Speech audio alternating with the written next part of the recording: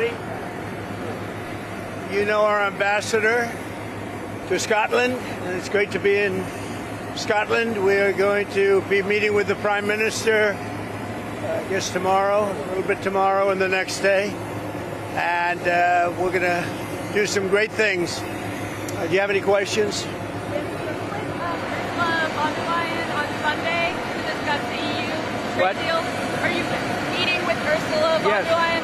I'll be meeting with the EU on Sunday, and we'll be working on a deal. We'll see if we make a deal. Ursula will be here, highly respected woman, so we look forward to that. That'll be good.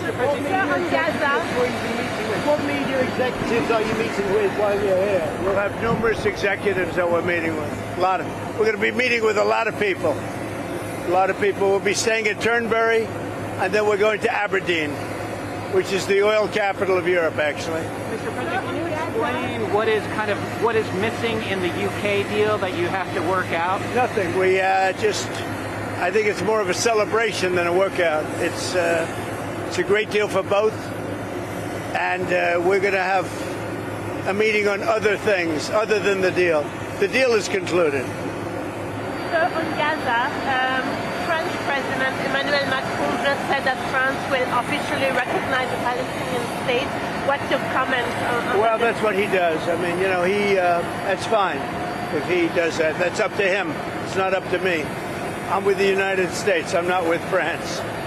And about the humanitarian situation in Gaza, we hear very dire warnings about. I think it's terrible what happened with Hamas. They tapped everybody along, and we'll see what happens. We'll see what response Israel has to that. But it's getting to be that time.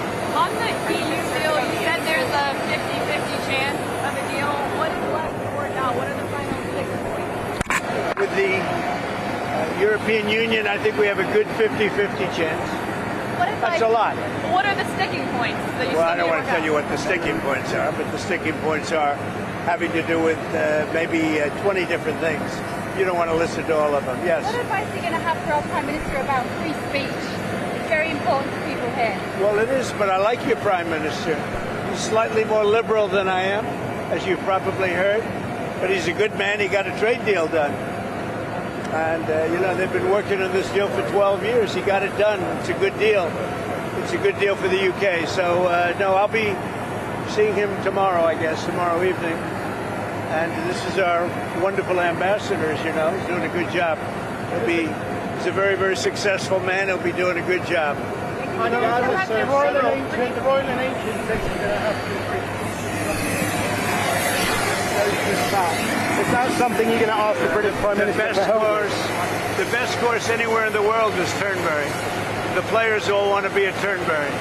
Everybody wants to be at Turnberry, so we'll see how that works out. But the infrastructure needs to be improved. The infrastructure and the course is good. In fact, the Royal and Ancient, I don't know if you're aware of this, they spent a lot of money, hundreds of thousands of dollars, or probably into the millions of dollars, and they've laid all the wire for television and for electricity under the holes of Turnberry, so that when the Open gets there, they have it all done.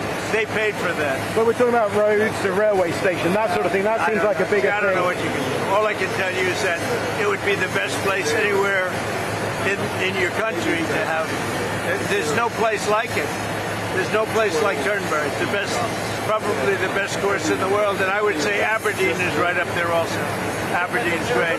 And while we're here, I'll be with my son, and he's going to cut a ribbon for the second course at Aberdeen, which is just about equal to the first. I mean, it's going to be a battle. You know, it's, as you know, they're very highly rated. And the second course is great. Sean Connery helped get me the permits.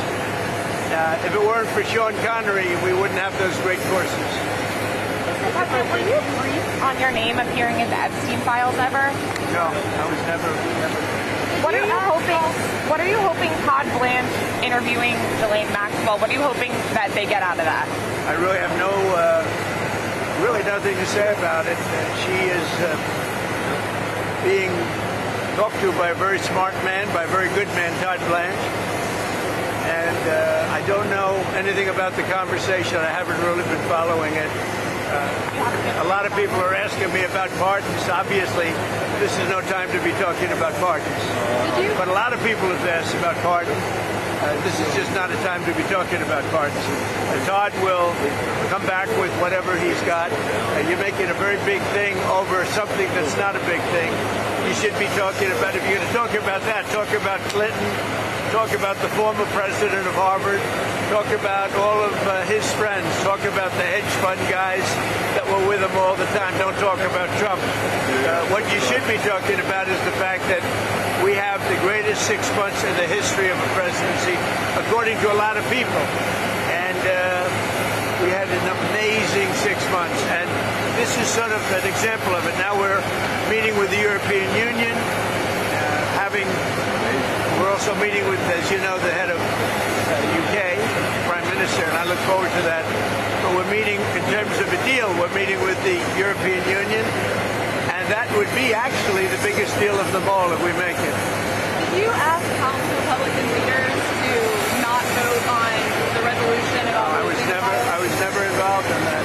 I'm focused on making deals. I'm not focused on conspiracy theories that you are. I watch you people, it's so sad.